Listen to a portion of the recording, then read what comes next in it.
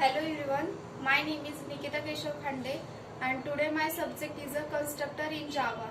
So now we'll discuss about the constructor in Java. In a Java, then uses in a instruction the constructor that uses in a block of code that executes the method. It call the when a method member instance of class is created. Then uses in a rules for the defined in a constructor. Constructor name must be explicit return type. Constructor is used to the abstract, static, and final and synchronization. Constructor is must have the same constructor is class name. Then types of constructor.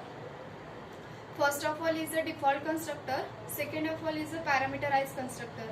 The first is a default constructor. It is also known as no ARG constructor. A constructor is called is a default constructor where it doesn't the constructor.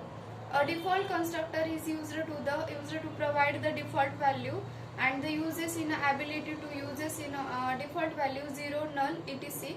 depend on the type. Then uses your constructor is used must have been return type. The constructor is invoked in implicity. Then uses in a parameterized constructor.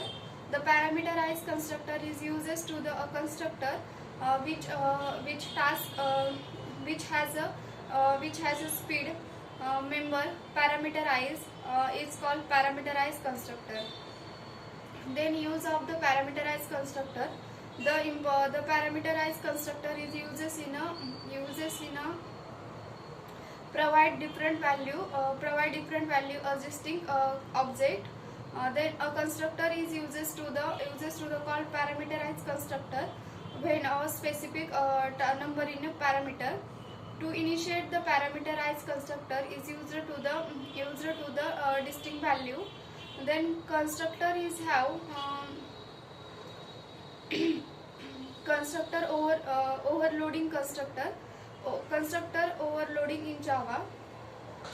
In a Java constructor, it just like a method without in a type of it is also known as overloading in a like a Java method.